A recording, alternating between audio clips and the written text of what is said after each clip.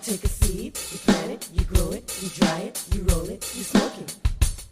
You take a seed, you plant it, you grow it, you dry it, you roll it, you smoke it, and it goes down smooth. Hey! Spanning the continent to bring you the truth about cannabis and marijuana law reform. I smoke pot and I like it a lot. The Russ Belville Show. The voice of the marijuana nation. It's like marijuana ought to be legalized. Good people smoke marijuana. Now, here's your host, Radical Russ Belville. Good day, tokers and tokettes and non-toking lovers of liberty. It is Monday, April 10th, 2017, and it's got to be 420 somewhere in the world. It's episode 920, and coming up on today's show, we take a look at the state of New Mexico, where the governor has vetoed 2 bills that would have moved criminal justice reform forward. In our Cannabis Focus, we'll combat a new outbreak of reefer madness on the African continent. In drug war data mining, Illinois voters are ready to legalize marijuana, but their lawmakers, not so much. And in our Cannabis Q&A, Dr. Mitch Earlywine reveals the latest pharmaceutical shown to be unnecessary when cannabis is allowed. Then, in the Radical Rant, I'll show how Idaho Governor Butch Otter is keeping the state in a perpetual state of dark ages by being a puppet of law enforcement. But first, let's get to the news.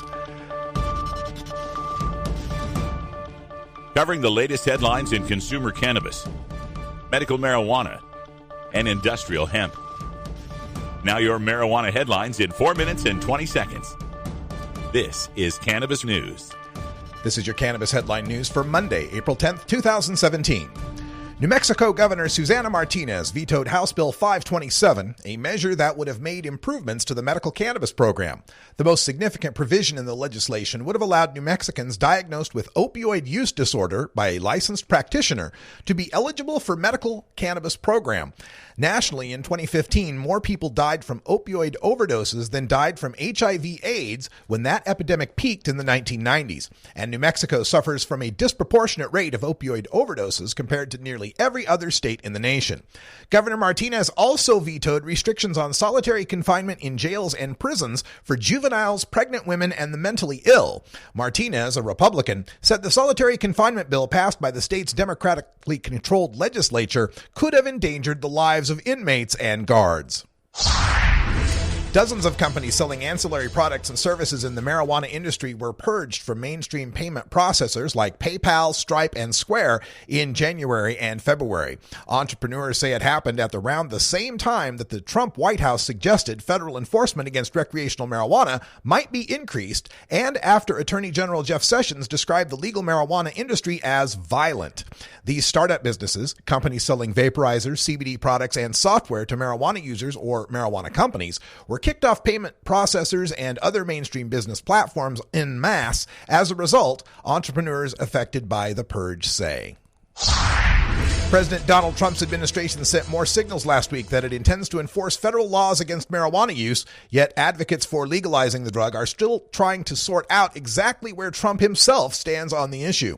Representative Steve Cohen suggests they should look to Jared Kushner for clues. Quote, "It comes down to WWJD. What would Jared do?" End quote, the Memphis Democrat said. Kushner is Trump's son-in-law and one of his most trusted and influential advisors. He's married to Trump's daughter Ivanka and is seen by many as someone who brings a moderate sensibility to the White House and a steadying influence on the commander-in-chief. Kushner's position on marijuana legalization is unclear. He doesn't appear to have ever made any statements, pro or con, on legalized weed. But Cohen has a hunch he's an ally, saying, quote, "How can you be 36-year-old and grow up in New York City and be for having people jailed for marijuana?" End quote. Six-term Democratic U.S. Representative Earl Perlmutter is entering Colorado's race for governor in 2018, saying he can do more for Colorado at home than he can in Washington. Perlmutter formally announced his candidacy at a rally Sunday in Golden, Colorado, and quickly established himself as the frontrunner in the Democratic primary. Colorado's Democratic Governor John Hickenlooper is stepping down because of term limits. Representative Perlmutter has introduced legislation to increase marijuana businesses' access to banks and co-sponsored other cannabis reform bills, according to the Marijuana Moment newsletter. Quote, "The Trump administration, coupled with the gridlock that exists in Congress, really is causing things to go backward," Perlmutter said in an interview. "I feel I can provide more service and leadership at home than I can in Washington." End quote. Members of a Maine legislative committee were divided Thursday on a bill that would prohibit hospitals from rejecting organ donation recipients based on their use of medical marijuana. Committee members voted 6-5 against endorsing the bill after two doctors leading Maine's only organ transplant center explained why the program adopted a strict policy against medical marijuana use by potential kidney recipients. During the past decade, two patients at the Maine transplant program at the Maine Medical Center, both marijuana users, died from a rare lung disease caused by a type of fungus occasionally found in marijuana, possibly because their immune systems were compromised. LD 764 would have prevented Maine Med from rejecting would-be recipients based solely on their use of medical marijuana. 6 other states require transplant programs to treat marijuana like any other prescribed drug. Guam House Speaker Benjamin Cruz on Tuesday afternoon will reconvene a series of public hearings on a bill to legalize marijuana for recreational use by adults on the U.S. island territory. Bill 834, which the governor sent down to the legislature earlier this year, would allow the government to regulate and impose a 15% tax on the sale of marijuana for those 21 years and older. This has been your Cannabis Headline News for Monday, April 10th, 2017. I'm Russ Belville.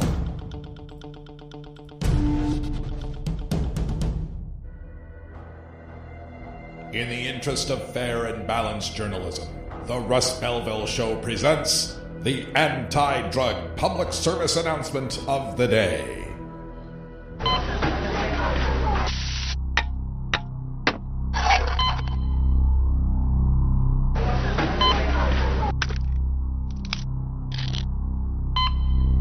These ingredients used to make crystal meth cost about $30. But the real cost is much greater. If you see suspiciously used items like these in your neighborhood, call 574-LMPD. This has been the Russ Belville Show's anti-drug public service announcement of the day, exclusively on RadicalRuss.com.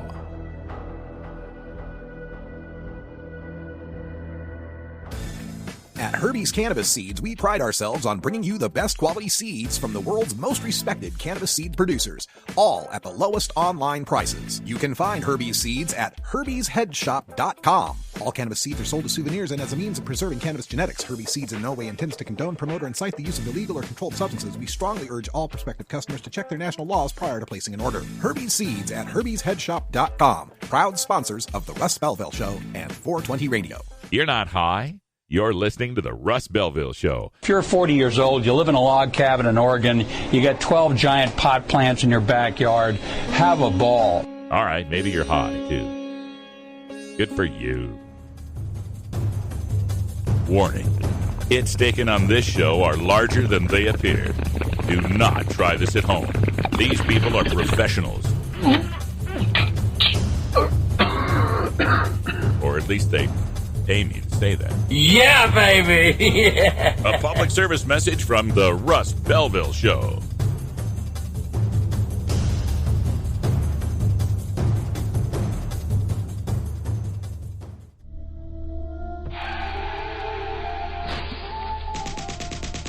Marijuana is an addictive drug which produces in its users insanity, criminality, and death. Marijuana is the most violence-causing drug in the history of mankind. If the hideous monster Frankenstein came face-to-face with the monster of marijuana, he dropped dead from fright. You know, it's not easy countering 7 decades of propaganda in a 2-hour show, but let's try. It's time for the Russ Belville Show's Reefer Madness Debunked. Well, today in Reefer Madness Debunked, we take you all the way to the continent of Africa. I picked up this piece from Capital News out of Kenya with the alarming headline, Legalizing Cannabis Could Plunge Country into Social Chaos. Oh, my goodness. So it's an interview with a supposed expert, Dr. Kamati Shilabuka, a research fellow at the University of Nairobi's Institute of Anthropology, Gender, and African Studies. Okay, so Dr. Shilabuka argues that the consumption of marijuana could increase drastically if the push for its decriminalization sails through. And let me give you the quotes from Dr. Shilabuka. When something is illegal, it means that service or commodity is in short supply. So the consumption is usually underground and the price is usually very high. That then means if we legalize, the consumption will go overboard and therefore the price will go down, and even those who are consuming it covertly will have a chance of consuming it openly. End quote. Well, okay, let's just examine this for a second, Dr. Shilabuka, because this isn't any more an academic exercise. This is no longer a abstract concept. This is something we have real-world examples of now. You can look at Colorado and Washington and Oregon and Alaska, and you can see what has happened. And what has happened is that the price has gone down. Not a whole lot, but it has gone down. But this has not led to a massive increase of consumption. Not among the younger people who make up the bulk of the consumption, but there has been an increase of consumption among older people, especially 50 and older, because they now have a place to shop. They're not going to wait in the Walgreens parking lot for a guy who's 30 minutes late with a 2-gram short bag. Anyway, this increase in consumption hasn't led to any sort of problems that we've seen. We haven't seen a massive increase in workplace absenteeism, massive decreases in productivity. We haven't seen massive increases in car wrecks or kids dropping out. I mean, all of the forecasted ills of marijuana legalization have failed to materialize. But Shilabuka, on this radio interview, said the effects of cannabis pose a danger to society, given that people who indulge in it have a tendency of exhibiting dramatic behavior. Dramatic behavior. In fact, his quote is, "The effects of cannabis are dramatic, much as they may be less compared to tobacco. Their dramatic nature poses a danger to the social fabric." End quote. What is this dramatic output? The terribly dramatic thing that happens because of marijuana is people overdose on the Doritos and have an increased appreciation for noodly guitar solos. That's about it. There's not people that are going wild and crazy and destroying property and rioting and looting and raping because of marijuana. Give me a break. This guy, well, let's get some facts out first. According to the National Survey on Alcohol and Drug Abuse conducted by the National Authority for the Campaign Against Alcohol and Drug Abuse in Kenya, the Kenyan governmental figures, cannabis is the third most used drug in Kenya. I'd imagine the first two are alcohol and tobacco, just as they are in the United States and Canada and New Zealand and Australia and most of Europe. Cannabis is the third most popular drug. But here's a situation where this guy's got a solution in search of a problem. According to that survey data, 1.2% of Kenyans are said to be using cannabis. 1.2%. It's like 8% here in America. 8% annually, about 11, 12% monthly, right? We got about 1 out of 8 people in America that smokes pot on a regular basis. And they're worried about 1.2%. Less than 1 out of 90, 95 people. The global average is 2.5%. So they're less than half the global average of marijuana use. They found that 13.3% of Kenyans use alcohol, 9.1% use tobacco, and 1.2% using marijuana. So Shilabuka continues in the interview. He's concerned that the increasing prevalence of cannabis use among youth and students could mean the ability to acquire knowledge among university students is hampered. His quote is, "The use of this substance has different effects. Some students who use this cannabis may be irritated, some may be excited, some may panic, others may actually become dull." Okay, again, I don't know what weed they're smoking in Africa. The weed we got over here, I understand, is very potent and very powerful. And We don't have that situation going on with American weed. So I don't know what he might be worried about. And this idea that the university students, it's going to be a problem for the university students to be able to pick up new knowledge. I can list at least 10 of my lawyer friends who tell me they would never have gotten through law school without cannabis. I know plenty of educated people who use marijuana throughout their academic careers and graduated toward the top of their class and are top in their profession these days. So don't give me this, it's going to be a problem for the university students. And so that's why we need to arrest and imprison people who are caught with this plant. He goes on to say, quote, "It is hard to ascertain the impact of cannabis among students. We need to ask ourselves why students go to the streets, but you can really attribute that behavior to cannabis." Okay. And also that the argument on cannabis being less addictive than other drugs should not override the discussion on whether or not it should be legalized. See, I love that these guys that are opposed to marijuana legalization say that we need to not consider that it's less harmful, less addictive than the other drugs.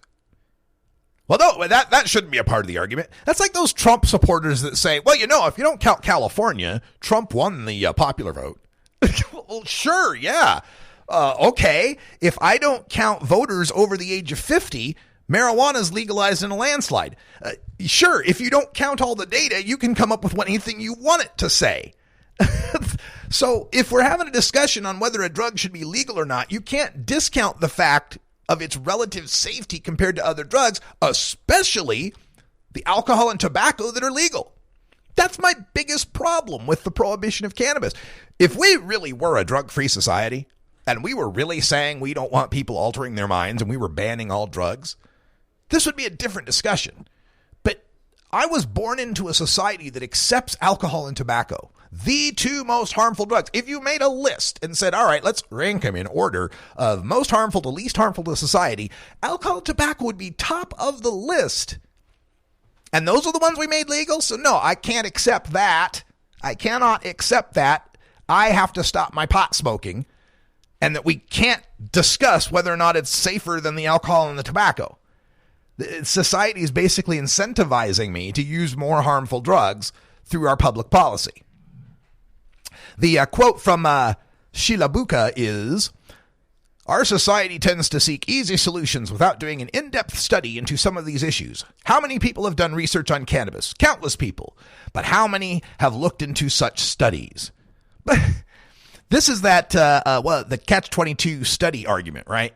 Well, there's not enough studies on cannabis to show that it's safe. All right, well, we'd like to do some studies. I'm sorry, you can't do any studies because cannabis is a Schedule I drug. Well, why is cannabis a Schedule I drug? Well, because it's an incredibly dangerous drug. Well, it's not an incredibly dangerous drug. Well, you're going to have to prove that. All right, well, let us do studies. I'm afraid we can't let you because cannabis, say it with me, is a Schedule I drug.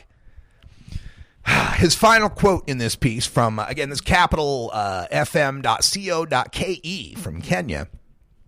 Quote, "The use of cannabis varies across culture, and therefore I cannot say we legalize or not. That can only be done if we interrogate biomedical issues, sociocultural issues, the economic issues, and intellectual issue around the drugs. Then we can say legalize it or not."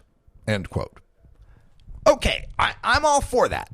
I'm all for taking a holistic look at all of the issues surrounding marijuana legalization. You know why? Because the more holistic that look gets, the better our case gets for legalization. Let's look at how marijuana prohibition affects our environment by forcing people to grow in clandestine ways that use lights and fans to recreate the sun and the wind, and how much energy footprint that has. In the United States, it's 1% of our energy consumption. In the West, it's like 3 to 9%, depending on where you're looking. So environment, we'll look at it that way. How about we look at criminal justice? Well, there's a myriad of issues where marijuana prohibition comes in there. Civil asset forfeiture, people losing their kids, people losing their property, people losing their right to vote, people losing their security clearances, etc. What about the children? All right, let's look at how cannabis prohibition is preventing children from getting life-saving medicines that could prevent their epilepsy, for example. Shall we go on? Man, I'm not going to any more of these bullshit Puno parties. Boy, after Obama left office, he really let his hair down, didn't he? We got to take a break. It's 20 after, so happy 420 to our friends in the Mountain Time Zone. And for the rest of us, let's make sure that we are ultra safe. Let's get to that safety briefing. We'll be right back with a look at Illinois legalization.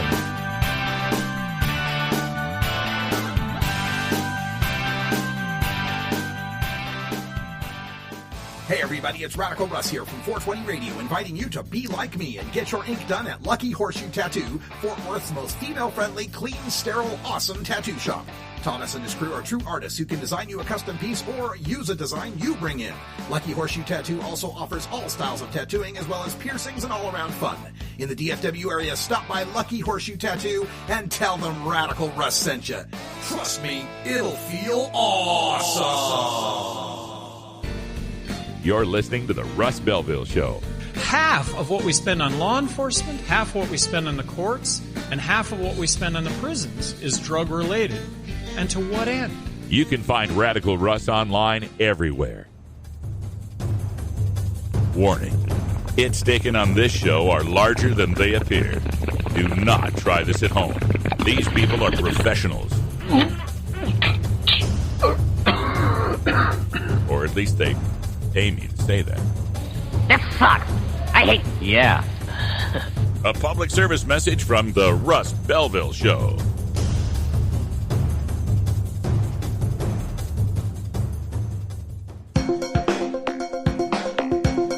Promoting the end of adult cannabis prohibition is easy because we have facts, science, reason, compassion, evidence, truth, and logic on our side. It's even easier when researchers catalog it all for us. Learn how to gather the facts on marijuana use, arrests, seizures, rehabs, drug tests, and more on this edition of Drug War Data Mining. One of the recurring themes we have in our fight to end adult marijuana prohibition is the widening chasm between the voters on this issue and the legislators on this issue. How far ahead we are on the issue of marijuana legalization compared to the people who have the power to do something about it.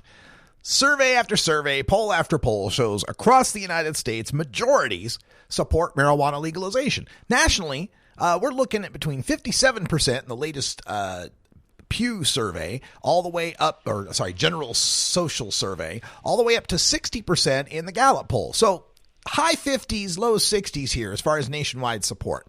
And until you get up into the upper 50s, early 60s in age, or you get to the Republican side of the ledger, every other group supports marijuana legalization by far. So it is with that background, we take a look at this story in the Sangamon Sun. Illinoisans appear high on the idea of legalizing marijuana.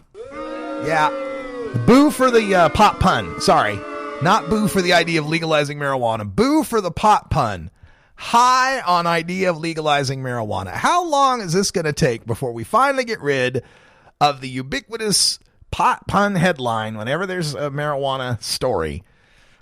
Anyway, this story says that nearly 70% of the people in Illinois support taxed and regulated marijuana. There's a survey just came out according to the Illinois Policy Institute. And this is important because there is an amendment submitted by a Democrat from Chicago to legalize, tax, and regulate marijuana for those 21 and older. So according to this survey, more than half of Illinoisans of all ages support legalization. This is the Paul Simon Public Policy Institute at the Southern Illinois University in Carbondale. And when they looked at this, marijuana, the poll said 74% of Chicagoans support legalization. You're more likely to get a better response in the city. 70% of suburban Chicagoans support recreational legalization. The support drops when you move downstate. You start heading south in the more rural areas of Illinois, but still kept a majority. Downstate support in Illinois still at 54% for support of legalization. It was inversely proportional to the age, of course. 83% of people aged 35 and under, 77% people 35 to 50, 69% people 51 to 65, and 51% of those 66 and older. Even among the seniors in Illinois, there is support for marijuana legalization, 51%. Now, the amendment that's being proposed by this Democrat out of Chicago, it bars public smoking. You know, most places do. You have to be 21. You can't cultivate marijuana in public view. Can't cultivate cannabis in public view. And you have to keep it in an enclosed, locked area so people under 21 can't get at it. You could get 28 grams. You could have 28 grams possession, so you could possess an ounce in Illinois, but non-residents can only possess half an ounce, only 14 grams for non-residents.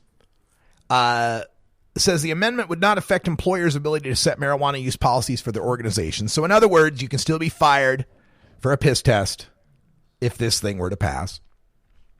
It stipulates a tax rate of $50 per ounce wholesale, plus the state's 6.25% sales tax at the retail level. MPP says, Marijuana Policy Project says that this could lead to revenue increases between $350 million to $700 million in the state of Illinois. Now, this will be interesting to see if they stick with the $50 per ounce, by weight taxation idea. Alaska has the $50 an ounce thing, but Alaska's kind of an outlier, not a whole lot of commerce going on, comparatively speaking. We originally proposed that here in the state of Oregon, and our legislature changed that up because we came to realize that a per ounce tax was problematic and would eventually be regressive. A $50 an ounce tax on a $300 ounce is 1/6 of the ounce, 1/6 of the cost, right? But you get that ounce cost down to $50, now your tax is a 100% tax. And that since that tax wouldn't be adjusting, it would keep the price. Basically, it would turn into a $50 incentive to be a black market dealer is what it would turn out to be. So we'll see how that works. Pardon me, underground dealer. We'll see how that turns out if Illinois is to pass this thing. Now, the concern I have is no matter how popular this is, in Chicago, 74%, just about 3 out of 4, downstate, you're getting half. No matter how popular it is, this amendment's got to go through its legislature, as far as I understand this, and the governor would have to approve it. And this governor, Bruce Rauner, not the kind of guy who is really for this kind of stuff. I mean, there's recent decriminalization. There's possession of 10 grams or less is decrim in Illinois. So that's recently happened. And this is one of those things where they're going to make the excuse, let's not move so fast on this. Let's see how this is working out. Let's see if we get more data from Colorado. Pretty soon that argument's not going to work much anymore either. We're on year 5 of legalization in Colorado. All right, we got to take a break. When we come back, we'll have our cannabis Q&A with Dr. Mitch Earlywine. All sorts of interesting questions today, including a new study showing how cannabis could replace yet another one of the common pharmaceuticals that are prescribed in America. We'll be right back after this.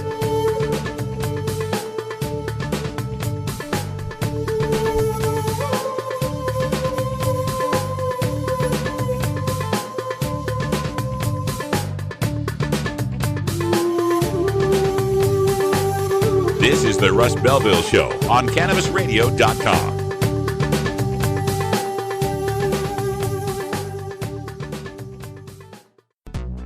When you are starting up a medical cannabis business, you want a fired-up lawyer who understands the needs of cannabis consumers. The law office of Lauren Vasquez is your fired-up lawyer for the cannabis industry. Visit her website, fireduplawyer.com, or call 1-855-MMJ-LAWS for more information.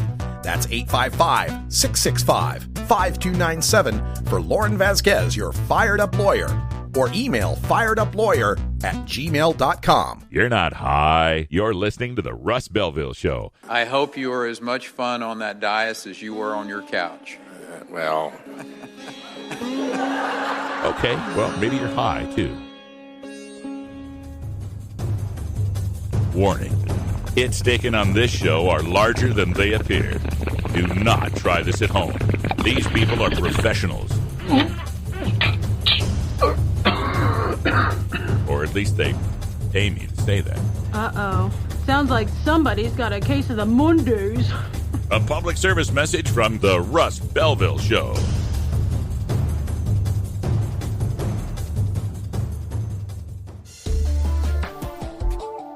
It's time for the Russ Belville Show's Cannabis Q&A with Dr. Mitch Earlywine.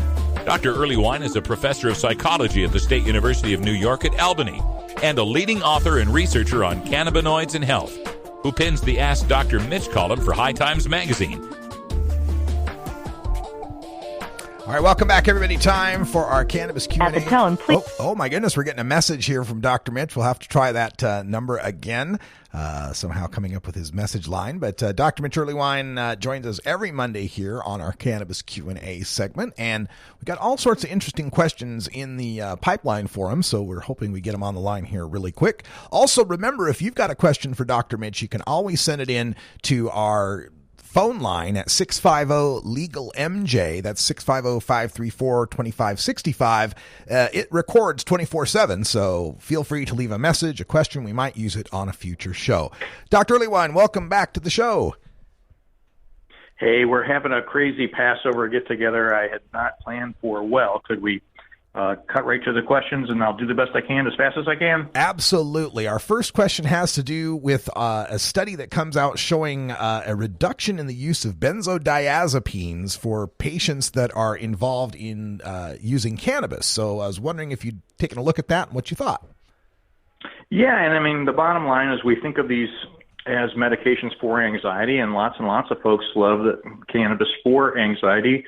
I'm still a big fan of some nice 12-session treatments and self-help books that are good ways to battle the angst.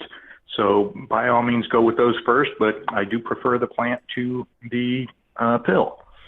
Yeah, this is just another competition for the pharmaceutical industry. We'll see if that has any effect on our legalization plans for the future. Let's take a look at this particular one here on a article that was saying, does marijuana or can marijuana give you a hangover? Is there such thing as a cannabis hangover? So a researcher in Stanford literally dozens of years ago tried to show that there was a hangover effect if you were going to try to fly a plane 12 hours and 24 hours after using a pretty high dose of cannabis, and got some modest effects, but he measured so many things that I never really trusted it. And in truth, it's usually either dehydration or comorbid alcohol use that's the creation of any cannabis hangover. So it's not cannabis really at all. It's usually alcohol. That figures. All right. There's another article that was quite interesting talking about the idea of marijuana and how it affects our time perception. What is the mechanism? What's going on there that leads to the famous time dilation effect with cannabis? It's not crystal clear, and we've seen odd studies with alcohol as well, but basically they ask you to press a space bar and then press it again 30 seconds later. And unfortunately, with memory impairment being what it is, sometimes people just don't get to pressing that bar again right away. So it's obviously hippocampal, but we're not super clear on the exact mechanism. Some of the animal research suggests it might have something to do with how the hippocampus communicates with other areas of the brain. And what a surprise, it's involved in both memory and time, and it seems to be in some ways a correlate of some of the pleasant effects of any intoxicating experience. All right, let's do one final question here because we want to make sure that you can get away for Passover. I so totally spaced that, Dr. Mitch. I'm sorry. Oh, me too. No problem. But there is a bipartisan bill out there at the federal level that would reclassify cannabis as a Schedule III drug. And we always want to see people have access to cannabis as a medicine. But what are some of the consequences of rescheduling? If cannabis ended up as Schedule III, how would that affect the existing medical marijuana programs?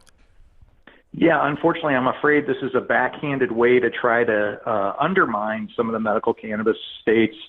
And Schedule III drugs certainly would be open for some research, but it's still pretty tough to get it prescribed. A lot of paperwork for physicians if they do want to prescribe it, and you absolutely have to get it from a pharmacy. So the idea that medical dispensaries are suddenly going to have to go through all the hoops in order to become pharmacies just sounds to me like a backhanded way to try to hurt that market. I'm not behind this, not because I don't like the idea, but because I don't like the long-term implications. All right. Well, Dr. Mitch joins us every Monday here on the Russ Belville Show. You can also catch him on Burning Issues on Cannabis Radio. Happy Passover to you and yours, Dr. Mitch, and we'll talk to you again soon. Thanks so much. All right, stay tuned. We got a radical rant. We're going back to Idaho for this one. It'll be good.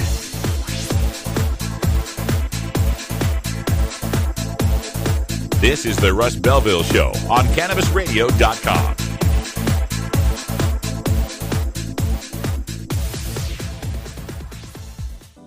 The Russ Belville Show is proudly sponsored by the Marijuana Business Association. The MJBA, called by NBC News the Cannabis Chamber of Commerce, is the fastest growing business association in the fastest growing industry in America. I've been working with the MJBA for years, and I personally invite you to join the MJBA. MJBA also publishes the popular MJ Headline News on Facebook and the MJNewsNetwork.com and Marijuana Channel 1 on YouTube. Visit MJBA.net for more details.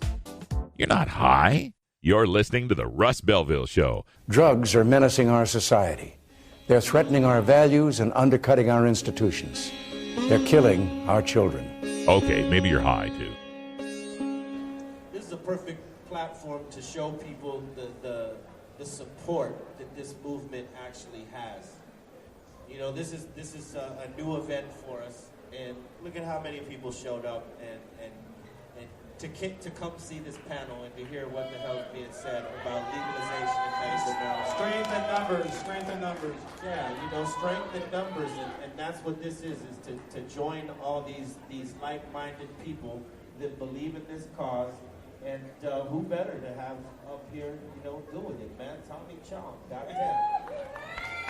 You know, he served time as an example. I was thinking too, you know, they got the Republican or the far right has the tea baggers. So we should create our own, or how about weed baggers? Weed baggers. We belong to the weed bagger party. The weed bagger party. And we believe in giving love and a bag of weed to all our neighbors. That has to be part of our trip when we do get it legal. Let's have a one day where everybody just gives weed to someone that needs it. We'll give a new meaning to the word sacrilegious.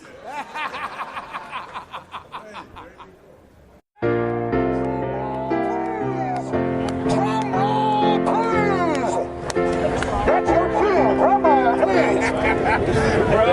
10, 9, 8, 7, 6, 5, 4, 3, 2, 1.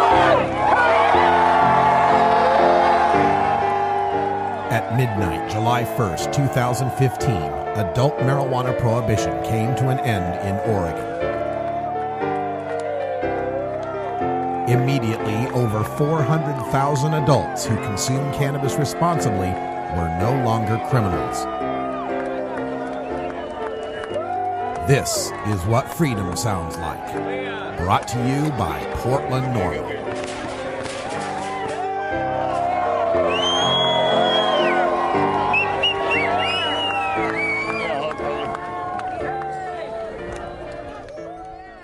I think we have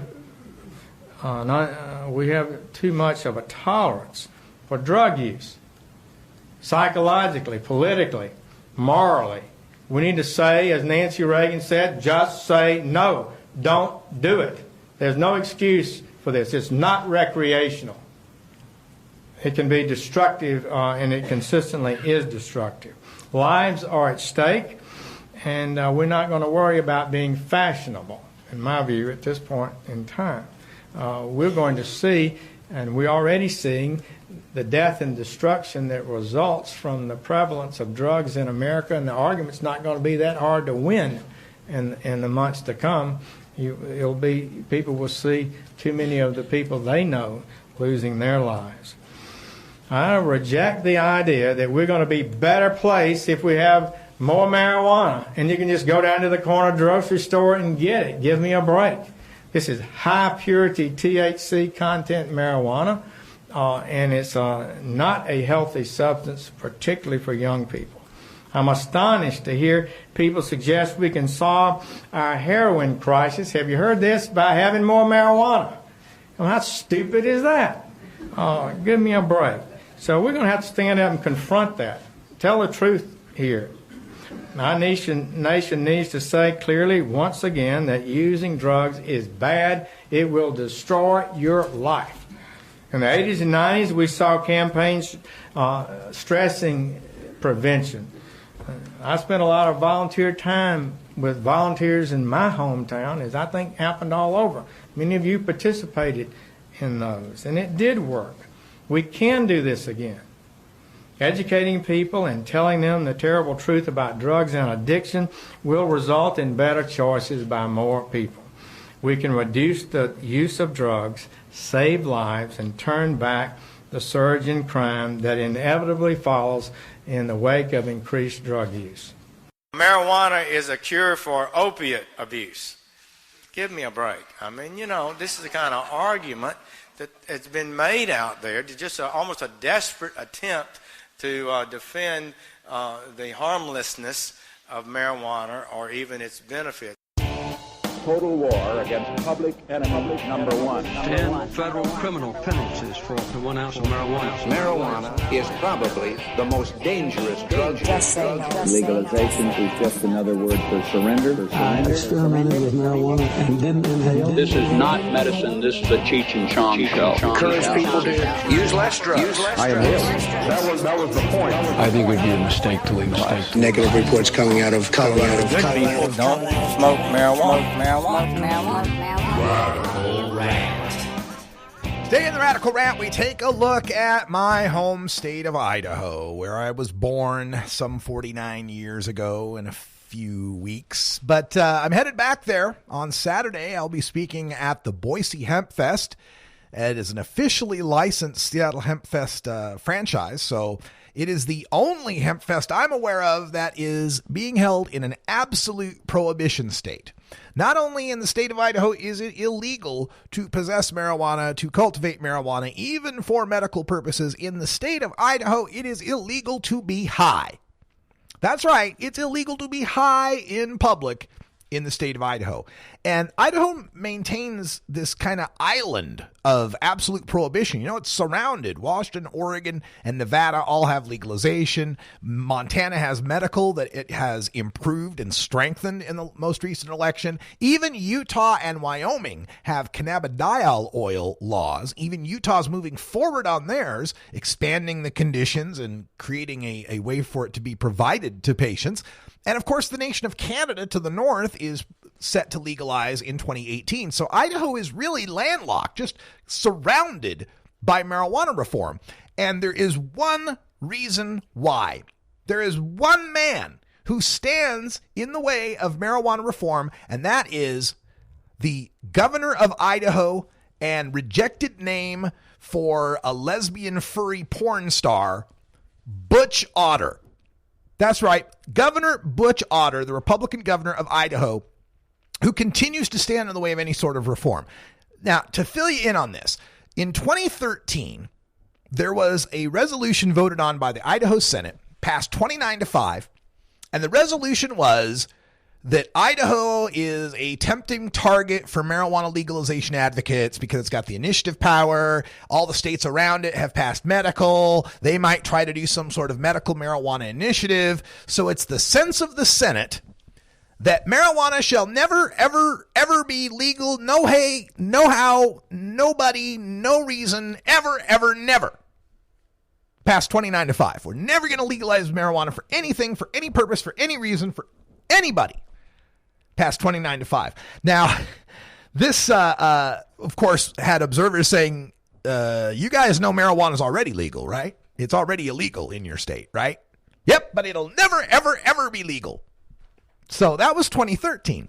2 years later, they come back into session, and in the intervening time period, the state of Utah pioneered the passage of the first cannabidiol oil law. And this is, of course, after Sanjay Gupta came out with the weed special, and everybody learned about little Charlotte Figi and the Dravet syndrome, the terrible epilepsy. They give her some CBD oil. What do you know? It cures her. And the people of Utah, being a godly Mormon type of folk, saw the healing of children with one of God's miracles and thought, maybe that's a good thing. And so they passed a law for the cannabidiol oil.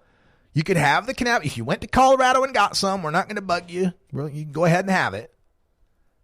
And right after Utah did that, 2 weeks later, Alabama did it. Another couple of weeks later, you had more southern states, Wisconsin, Iowa, passing these laws, Wyoming passing these laws. So it rolls around by 2015. And the Idaho Senate, which again, 2 years earlier had said, no way, no how, nobody, ever, ever, never. The Idaho Senate turns around. Says, well, hold on. Epileptic kids. Whoa, Jiminy, Utah. Oh my gosh. So the House and the Senate passed a bill, broad bipartisan support to get this bill passed so that there would be CBD oil for the state of Idaho. Gets to the House, gets to the Senate, gets to the governor's desk, and he vetoes it. That made Idaho Governor Butch Otter the only governor to have vetoed a law for CBD oil for sick kids. Utah passed the damn thing, right? Only governor to veto it. And in his veto statement, he cited law enforcement. Law enforcement tells me this could be a bad thing, and we're not considering what might happen, the unintended consequences, and the public safety. We got to worry about the public. Meanwhile, this governor had no qualms signing a bill just in this last session that allows people on the freeways to pass another car at 15 miles per hour over the speed limit. Now, keep in mind, this is a state where you can ride a motorcycle without a helmet. You can carry a gun with no permit, concealed, no permit, and the top speed on some of the freeways is 80 miles per hour. So here's a governor who's got no problem with going 95 miles an hour helmetless on a motorcycle while packing heat. That's not a problem for the public safety, but if we let an epileptic kid have a CBD oil that doesn't get him high, all hell's going to break loose. So that's your setup, right? That's your Governor Butch Otter. Here's the latest veto. This was, let's see, so the story is dated April 6th. So yeah, last Thursday, Butch Otter vetoed 4 more bills. All 4 bills had broad bipartisan support in the Idaho House, Idaho Senate. And he vetoed all 4. And one of them was a bill to reform asset forfeiture. Now, if you don't know the deal with asset forfeiture, here's the deal. Civil asset forfeiture is this situation in American law where your property is charged with a crime. Now, you might be thinking, how can property commit a crime? There's no mens rea. There's no intent. There's no mind. You know, your couch, your car, your plane can't commit a crime, right? Well, the legal fiction, the legal argument here is that your property is the ill-gotten gains of a crime. The original idea of this was, we got these cocaine kingpins in the Miami Vice era that are laundering their drug proceeds by buying yachts and, diamond encrusted tiger enclosures or whatever the hell, right? And we're going to punish them, right? If we catch these guys, well, we'll take all their stuff. We'll take all their stuff and then we'll funnel it back into the cops, right? It's like, why should these guys profit from being criminals and poisoning our streets? We'll take their stuff. We'll use that money to fight more crime. Well, that was the idea. Well, what has really turned into is a situation where the cops are policing for profit. They're basically getting the idea of who do we go after based on how much money we can get off of it, not based on whether or not it's going to protect the public. And Butch Otter called this a classic case of a solution in search of a problem. That's a quote. He said civil asset forfeiture is a solution in search of a problem, adding, quote, There have been no allegations that Idaho law enforcement officers or agencies are illegally or inappropriately seizing property from alleged drug traffickers. Its sponsors contend that the measure is aimed at preventing improper forfeiture of assets in the future, but there is no evidence to suggest that such a problem is imminent. End quote. Well, all this bill was going to do was going to make it so that you had to get a criminal conviction, right? You had to actually convict someone of a crime before you could take their stuff. It was House Bill 202A to prevent the seizure of cash from people who haven't been charged with a crime. Why did Butch Otter veto this bill? Because of law enforcement. Here's what he says. This is in the veto statement from Butch Otter. At the same time, there is a legitimate public safety concern associated with allowing those charged with drug crimes to keep money, cars, and other civil assets that may be connected with those crimes. Not the least of these concerns is the potential for evidence to disappear or be tampered with. What's more, it is my view that it is right and proper for drug dealers to have a healthy fear of losing their personal assets if they are caught breaking the law. But while seeking to ease those fears, this legislation goes even further by placing an annual reporting requirement on law enforcement. It is a misplaced effort to hold those responsible for protecting us from crime more accountable while relieving those charged with committing crimes of a worrisome consequence. End quote. He's worried about the cops having to do paperwork. Oh my God, they might have to report exactly how much money and property they're stealing from the citizens. And this bullshit excuse about, oh, they might be tampering with the evidence, we might lose evidence. Many cases, these people aren't charged with a crime. How can they be tampering with any evidence when no crime has been charged, when there is no crime to prosecute for which we need evidence in court? It's all bullshit. It's because law enforcement likes the money. It's because law enforcement likes the money. This is a report that was in magicvalley.com. This is the Twin Falls area, their newspaper. Alex Briggins is the reporter. It was June 5th, 2016, entitled Seized Assets. Critics Push for Reform of Controversial Forfeiture Laws. So let me just read to you the story. In the first days of 2010, the Twin Falls County Sheriff's Office received a tip from an anonymous source, aren't they always, that a Hispanic man and his wife, were selling drugs out of their home. A deputy went to the home on January 8th, dug through the trash, and found some evidence that a woman named Yacil Gomez lived there, according to the documents of the court. A week later, Gomez answered the deputy's knock on the door. So the Hispanic woman answers the door, and the deputies told deputies at the door that there were no drugs and no large amounts of cash inside the home where she lived with her husband, Saul Torres. Notice that.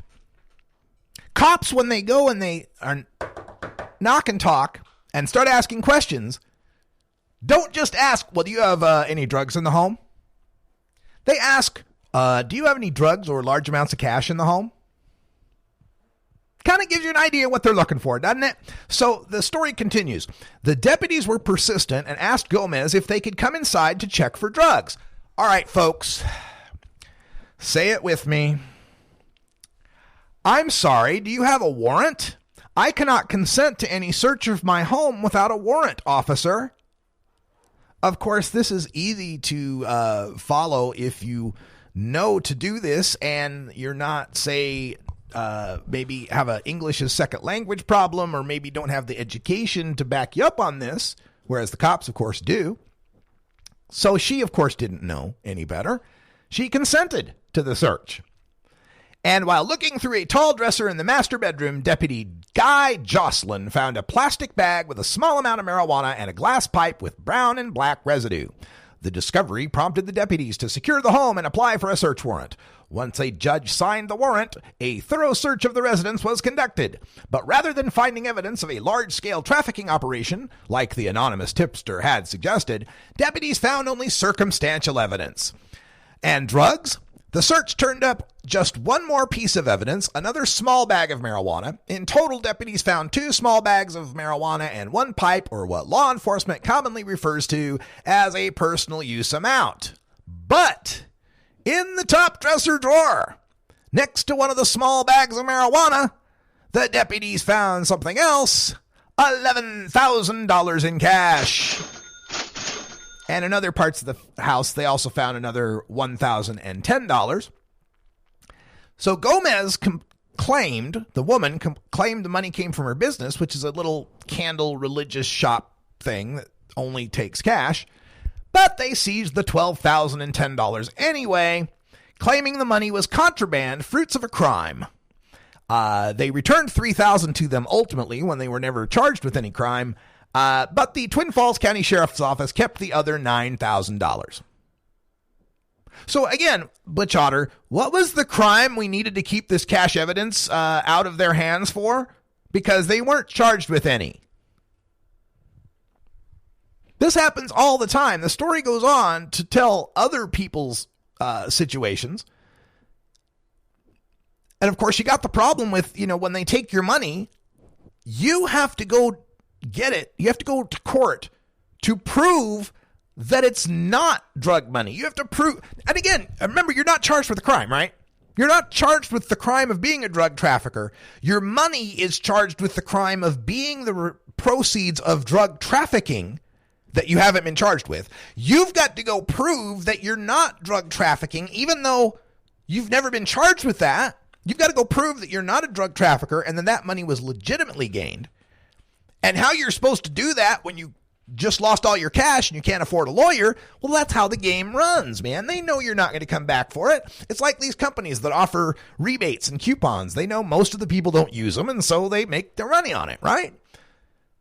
So we have all these other stories. I mean, in the last year, when you start to add up the federal asset forfeiture stuff that's going on, more money was stolen from United States citizens by law enforcement than by burglars and thieves.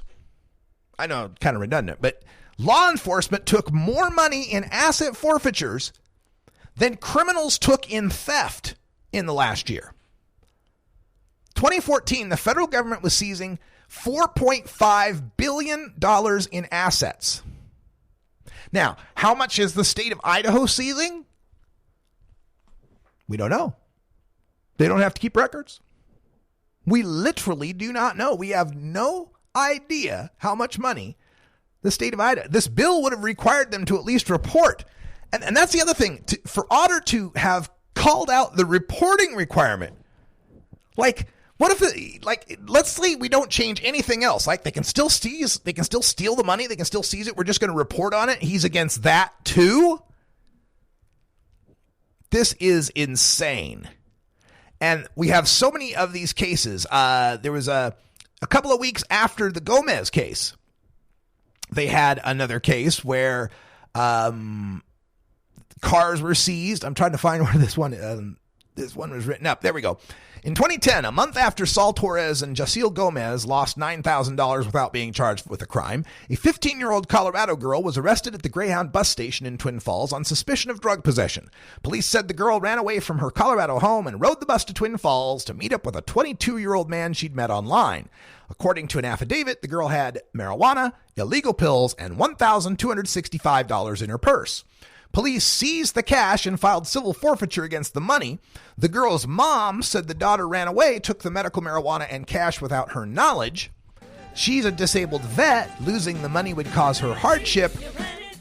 But Idaho kept the money anyway.